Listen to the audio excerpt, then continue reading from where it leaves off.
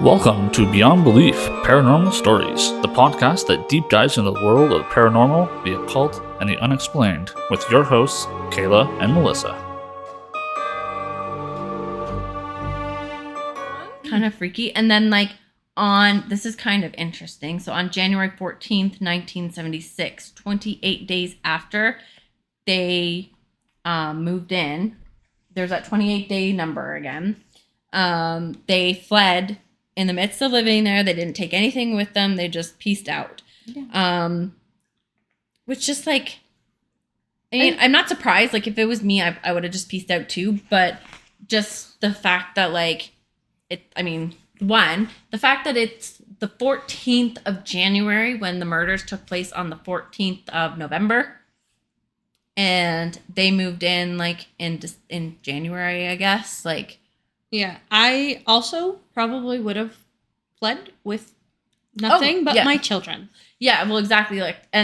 I during the movie was like, oh, cool, they're just leaving their dog there. Like, that's nice. He did go back and get it. I was very happy to see that because I was like, the dog did nothing wrong but try and help you guys, in my opinion.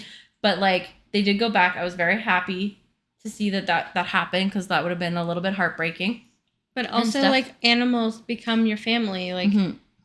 You can't just leave a family member behind. Yeah, but, in that sheer moment of terror, I'm not, I don't know, I guess, there's times where you kind of, wonder if you would remember. But I guess it was, the little, I don't know, because if you were in, sheer terror where you were just I need to leave because my life is in danger, in the capacity that they did, I would almost wonder if your biggest thing would be worrying about that. That you just saw were mine. That one and the other one. My two are not lap animals, so they're off doing their own thing. But my one cat is my emotional support animal, and so as much as I hate to say it, she's probably the one that I would save with my kids. Mm-hmm. I mean, I would try to save both, but she would be my first grab if I needed to. Yeah. See, I'm not sure what I would do because they're both my okay. So Simba is really old. Mm-hmm. But that being said, I have had him since he was a kitten, and he is now 9 years old, and we have been through a lot together, a lot. Mm-hmm. And so the idea, a little while ago, he had a weird incident. We don't know exactly what was wrong with him, but he was walking funny. He was growling and trying to bite us, which is very unusual. And he was in a lot of pain. And the way he was walking around, I literally thought that he was knocking on death's door. And I was hysterical that night. I was beside myself, not sure what to do because I was do we take him to the vet? Do we not take him to the vet in the middle of the night? I don't know. And so I ended up actually making myself a little bed on the floor in the middle of the living room and lying with him because we couldn't get, he couldn't go anywhere really. He couldn't really walk for whatever reason. And I slept on the floor, with a bunch of pillows and blankets and whatever, just so I could be beside him in the event that something happened. I was I don't want him to be alone if he is going to die. Or if he needs me, I don't want me being in the room and him not being able to move or whatever. So I slept out there. So for me to be oh, I wouldn't. You probably would. I probably would. But at the same time, I have two kids that can't really do anything for themselves. So depending on if my husband was around or not, I may not have the capacity to be able to grab him, either cat at the same time and stuff. Where I know Toph, she would come if I called her, so I'm less worried about her. She would she's a little dog. She thinks she's a dog anyway. She does think she's a dog. She thinks, yeah, she thinks she would probably come if I was come here. So, I'm less worried about her, but Simba I think would cower under something or whatever if something was happening. But I don't know. I was very glad to see that he did go back and get the dog because I felt very sad. I was Like, especially knowing that they didn't go back for anything, like just were gone and that was it and stuff. But yeah, so I'm glad that they did go back. So little fun fact. The movie was based on the book by Jay Anson, right? So he wrote a book, basically, and it became a bestseller, and then it got put into a movie. And so he was asked whether or not anything weird happened to him while he was writing the book. And he said no. Well, he said not while I was writing the book, but after he did have a heart attack, but he blamed that on him, his like lifestyle and his smoking and whatever. But he said that he did mention that some weird like occurrences happened to people who had copies of the very first manuscript or one of the first drafts of the manuscript, including one that ended up being fatal. Oh boy. I was just going to say, I'm like, oh, I want to find this book to read it, but like now I'm like, I don't know if I want to. So apparently one person's car caught fire while he was driving the manuscript back to the publisher's office. Word. When the and then another friend and his son almost drowned in their car with the manuscript in the trunk of the car. When the vehicle was pulled out of whatever body of water it landed in, they opened the trunk, and the only thing in the trunk that was dry, the manuscript, was the manuscript. Are you kidding? And it was only in one of those like envelopes, you know, the envelopes that have like the little like metal like the little tie, like thing. The tie, yeah, one of those. That's all it was in, and somehow it was still dry. Like no, yeah, get out, just get out. Would they burn? You should burn. Get out. Funny you should mention that. Oh, yeah. Okay. So another time, another friend he gave the very first few chapters to read.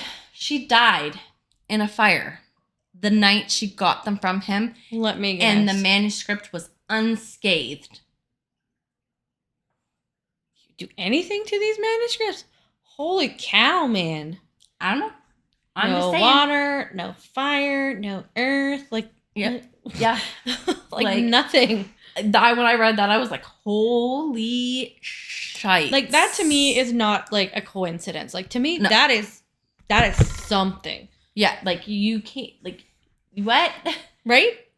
But also, like, why? Like, two people's things caught fire. There was no mention of what happened to the manuscript in that vehicle that caught fire. But, like, two things caught fire, and then two people almost drowned. That's crazy. But the manuscript made it out of at least two of those occurrences. Like, I just don't understand that at all.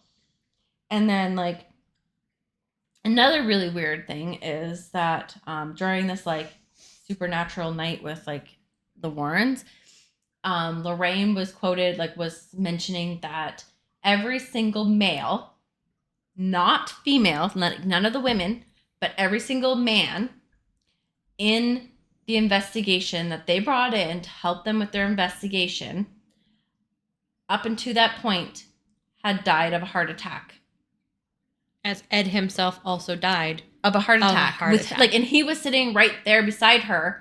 And she did mention, Ed has had, like, heart issues or whatever. He's had multiple heart attacks through his life. But he ended up dying from a heart attack as well, which is just mind-boggling because, like, what?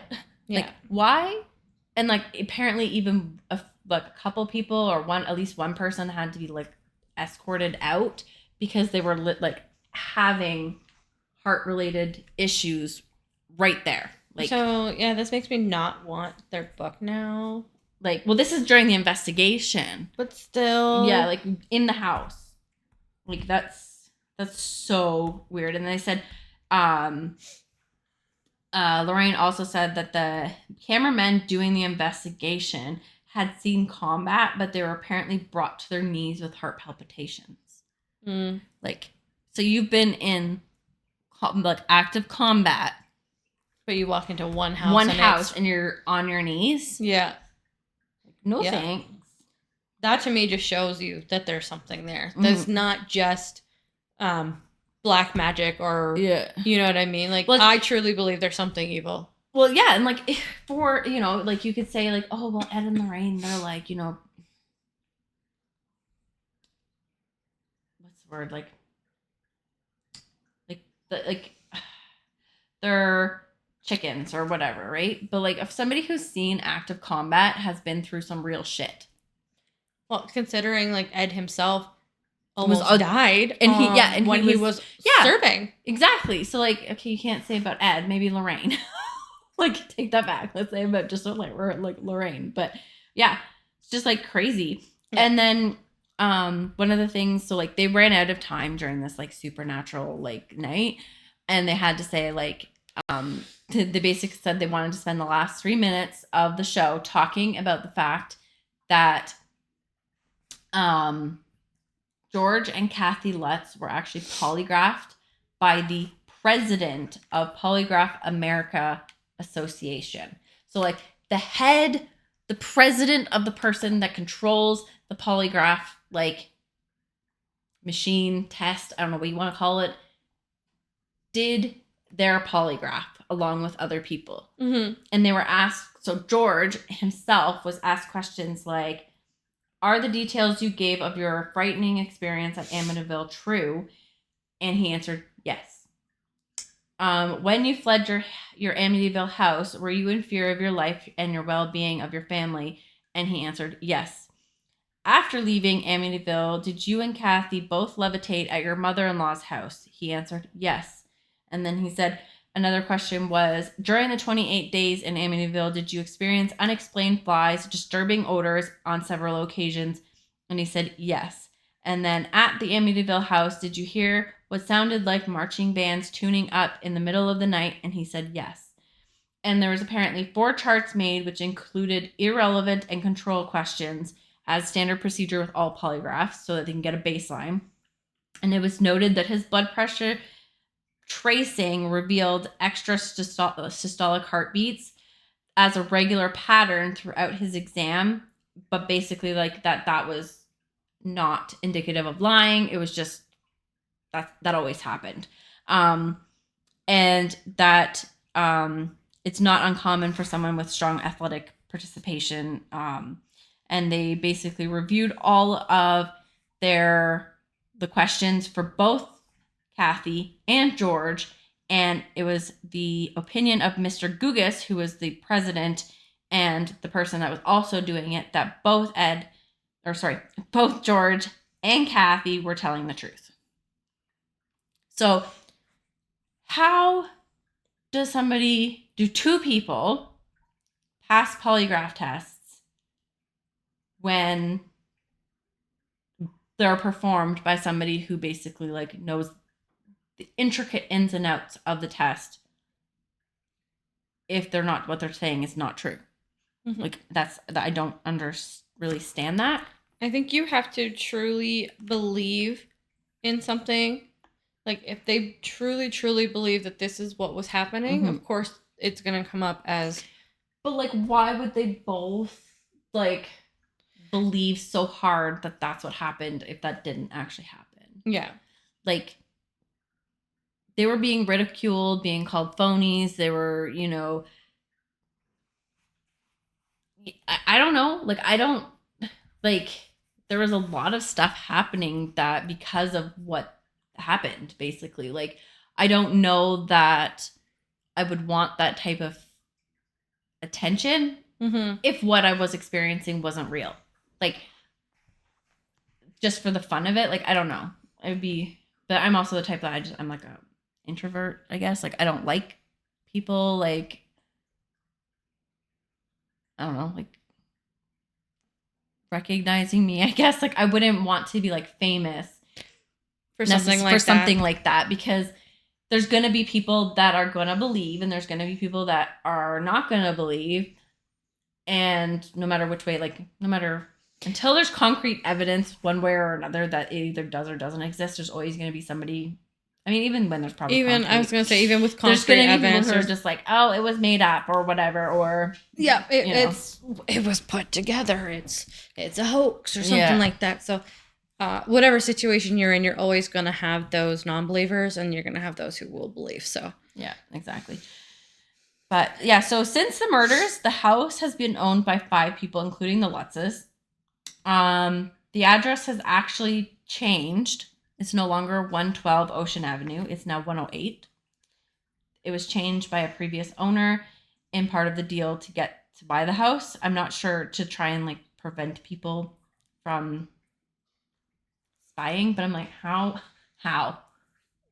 Like, if I know that it's 108 now and it used to be 112, how is no one else going to know that? You know what I mean? Like, how does that fix anything? but like also the outside of the house is very prominent. Like everyone renovated knows it. what it looks like. The outside though, Yep. the windows and everything. They got rid of the demon windows. Well, that's a shame. Yeah, they got rid of the demon windows and did a lot of renovations to make it not look very much like the same. Like, it does look like a very different house. But yeah, like they so it sold in 2010 for $950,000, and again in 2016 for $605,000, and again in 2017, I can't remember the price. And then, like it's the house was remodeled so that the creepy windows in the front on the top floor that looked like demon eyes were removed, and it sold for nearly $1 million. But that was with the new owners worked out a deal with the city to change the address. And this is information as of 2021. I don't know if, they've since sold it again. The house that I was originally, so I had thought that it had sold last year in 2022, but that was actually the house that they filmed the movie in, was what sold last year. Right. Which is less scary because no actual demons live in that house. So I would live in a house that was the set of something. I just wouldn't want to live in the original house.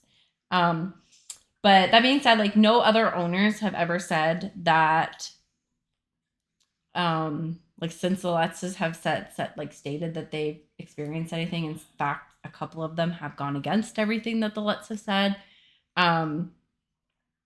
Which brings me to Daniel. So Daniel was a 10-year-old little boy that was Kathy's son. And he basically insists that everything that happened was true. And he blames everything happening on George, because he said that George dabbled in the occult and black magic and dark forces, and he opened a gateway that he could not control, is what he says. Which, I mean, like, who knows? Like, I don't know. But also, we were literally, like, I think we mentioned it during the movie, is like, who would want to live there knowing that? Mm-hmm. Yeah. A person who dabbles in occult. Why not? That's the perfect place to live.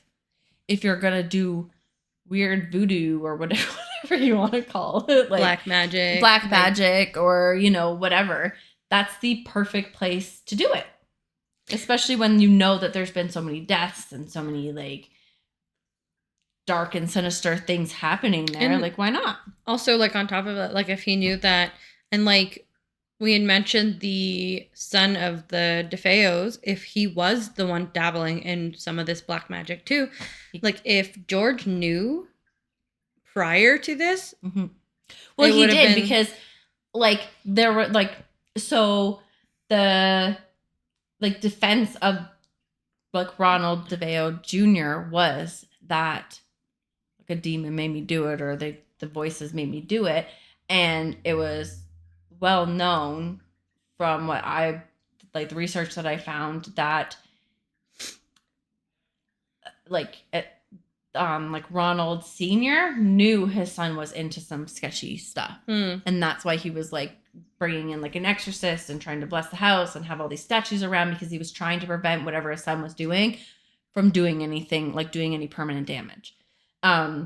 So I feel like it's probably, like, he probably knew. Yeah. and stuff. And he also, so Daniel has also said that he recalled seeing his stepfather's bookshelves lined with titles on Satanism and magic. So basically, you're opening up a portal for these evil things. no wonder you couldn't get shit to happen. And it makes sense for why you're being taken over. Mm-hmm. You're not and like being safe about it. Yeah. You know what I mean? Yeah, like, and like, who knows? Like, I don't know how all this portal stuff works, but like, it makes me wonder if, you know, like Ronald Jr., like DeFeo Jr., also like summoned something or opened a portal or did something, and then it kind of like lingered in the house, and then like George was doing some weird hoodoo, voodoo, or whatever you want to call it, and he, you know, got like latched on by like whatever was already there, potentially opened a portal himself. But like, I don't know how portals work, in that I thought that they had to be like specifically closed and or couldn't be closed.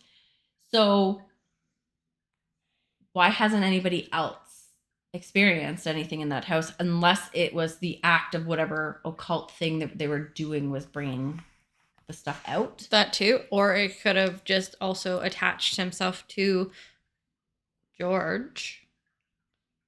Because we haven't really heard much about what they're like today. Oh, they're dead.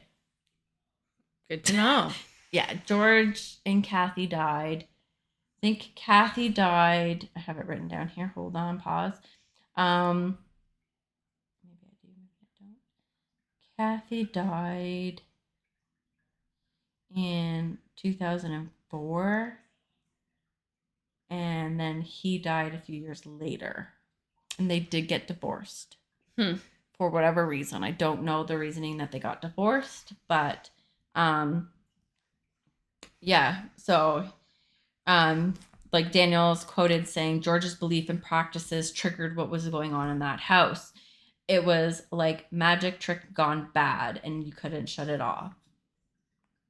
And then he said that he started to feel uneasy about the Amityville house within 2 hours of moving in, taking a box upstairs to their playroom, and he found it swarming with flies. That is gross. Mm-hmm. And then he said he swatted hundreds of them away, but when he went to fetch his mother, he discovered all the dead flies gone. So he like killed a bunch, and then they just disappeared. So that right there, I would have been like, Mom, something's going on here. Okay.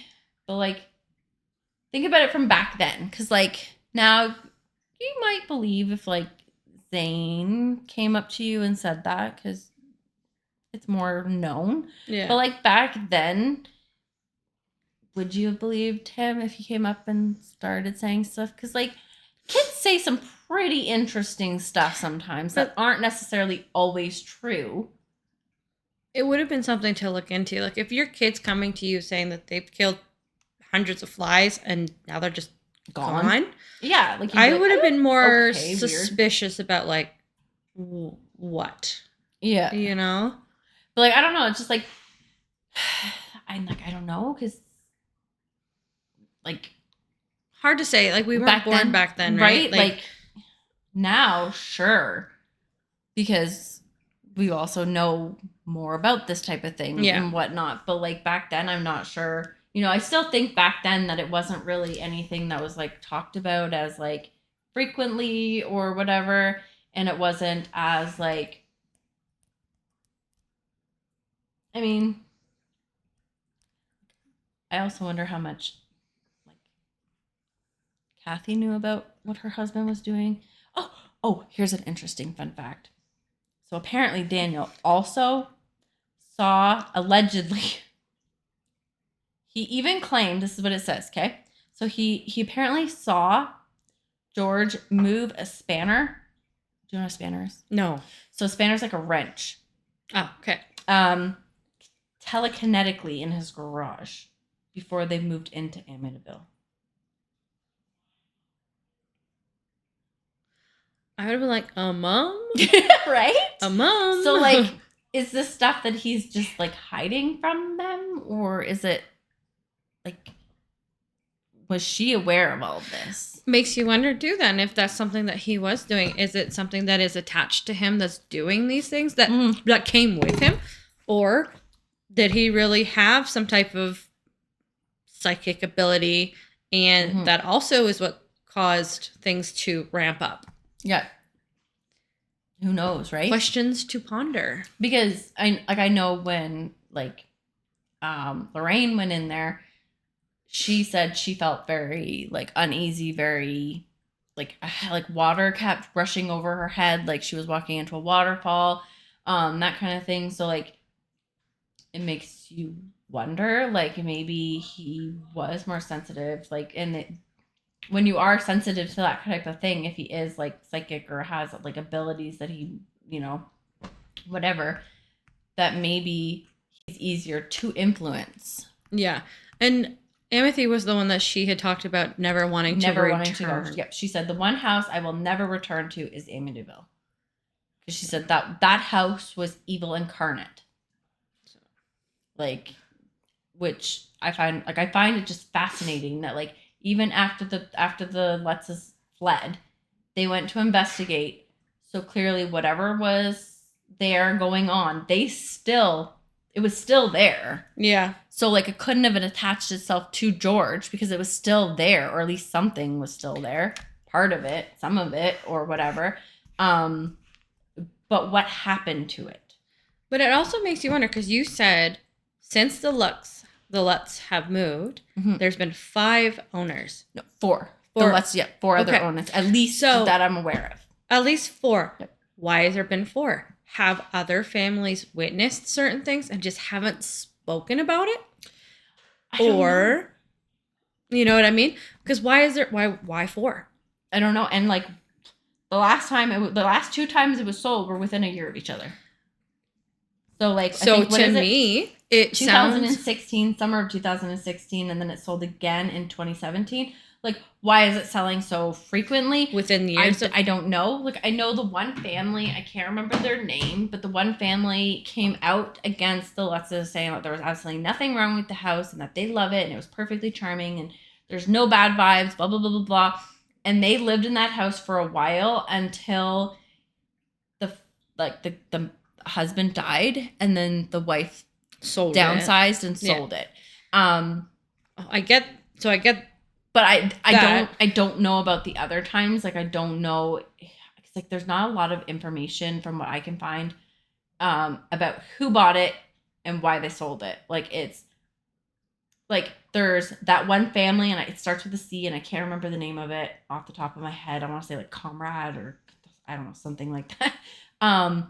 They're the ones that, like, have publicly spoken against what the Lutzes had to say. Yeah. But after that, like, I don't know. And then, like, the lawyer of...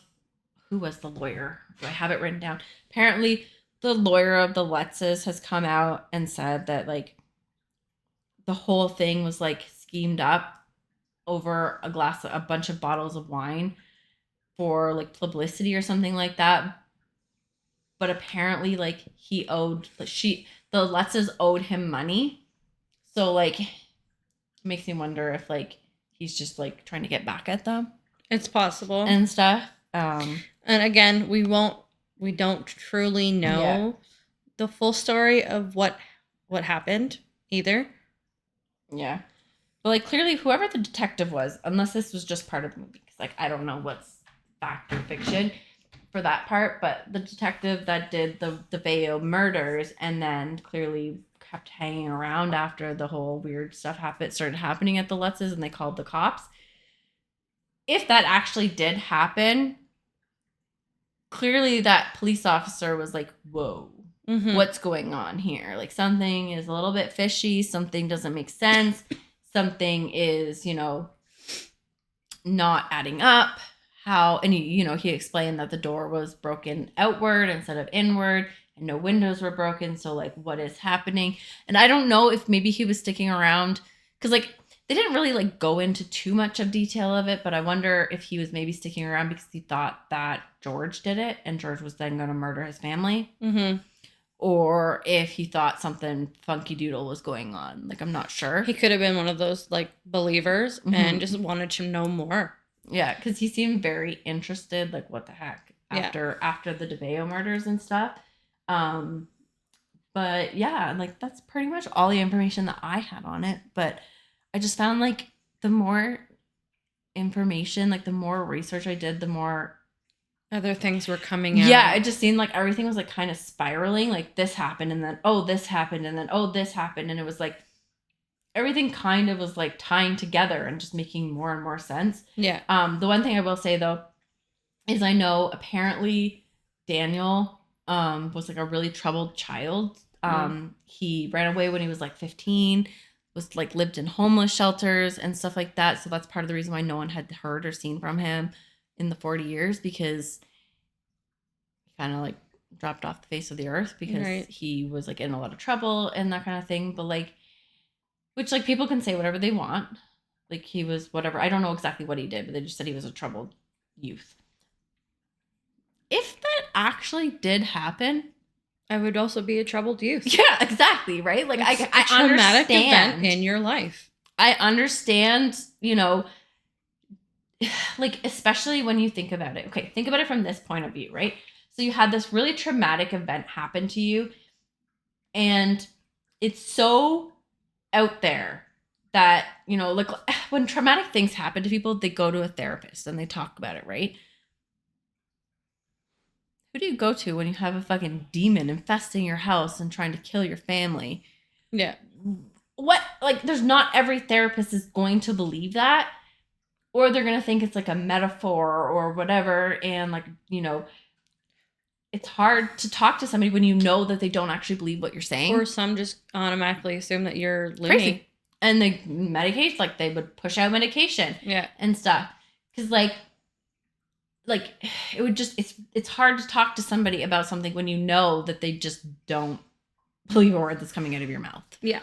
Like, so that's generally how most people healthily work through their traumas. And if you can't do that, then what do you do? What do? You do drugs, you self-medicate. And I'm not condoning any of that, but like you do whatever you have to do to try and survive. To get that memory out of your mind. And mind. he literally said, I have been living with this my entire life. I wake up with visions of everything that happened.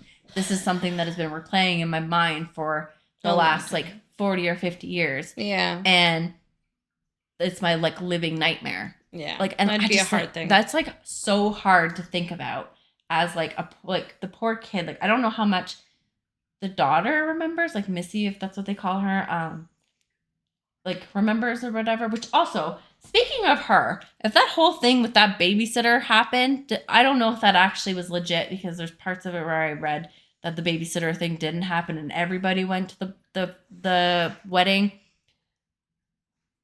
But if that actually happened and she just didn't open that door for that babysitter man, that babysitter would also have problems. Oh, yeah, that babysitter, I would have problems. A very traumatic moment. Yeah, I almost had problems, like just thinking about, like my heart was racing for that poor babysitter, because that is like, I don't know, like being in a small, enclosed, dark area. Like I'm claustrophobic a little bit, but like being locked in somewhere without being able to get out, I can't. I don't deal with that very well. Like there's movies, I think it's like Buried Alive. I don't know. I think it's something like that. It's like a movie where you watch this person basically being buried alive, and like I hyperventilated during that movie because I can't even like imagine doing, like I can't breathe. Mm-hmm. So the idea of the same thing, being locked in a closet or in anything where I can't get out, is just, it's terrifying to me. So like I felt the pain of that babysitter, like, you know, and knowing what was on the other, I think for me, knowing what was on the other side of the door freaked me out even more, but she probably didn't really know what was happening. She just thought the kid was being an a-hole. Yeah. But Still, like, that's not fun and whatnot. But yeah, I don't understand that either. Yeah. But again, Jody, was she a little girl or a pig or both? Now that we're thinking, like, now that we're talking a little bit more about it, I do really think that Jody was probably the demon that was in the house, masking herself or itself as a little girl. Yeah. To get closer to the little girl. Because she said, Jody wants me to live here forever and ever and play with her. Which makes me think Jody was planning on having George kill her. Probably. Just like the mom dreamt. Yeah. Which freaks me right out. Like, that's just so creepy. Mm-hmm. So, yeah. So, if you want to watch our reaction to that one, it will be on Patreon. Also, we will be doing the remake. Yeah. As well. Like I said, it's not planned yet, but it will be. And so we will let you guys know when that goes up. And then, what's the next? I'm just checking our little schedule here for the next movie that we're going to be watching. I think I have it here somewhere. Should be one of the Conjuring movies. I think so. Yeah, it's going to be The Haunted. Perfect. So it's gonna be next. Stay tuned for that as well. Mm-hmm. Not sure which week we plan on doing the movie. Hopefully soon.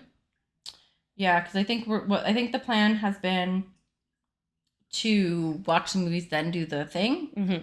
So more than likely soonish, I guess. I feel like if it's not next week, it'll be the week after. Yeah, it just depends on what we're doing, I guess. I don't think I'm not sure what's coming up in the next little bit, but we will. Yeah. Kind of. Yeah, do our best to get all of our. And then there will be more Phasmo up on Patreon too. Because it's going, like, we have episode 1 where we do a few houses. And then we'll be doing more at some point because we have a lot more still to do before the event is over. And the event is over, I think, this week. Yes. So in a few days-ish. Yeah, so between all of our family appointments and everything like that, we are going to try our best to get everything in as soon as possible for everybody. Thank you for joining us. We are Beyond Belief Paranormal Stories. Please do not forget to subscribe to our channel. Until next time, may the mysteries of the unknown beckon you.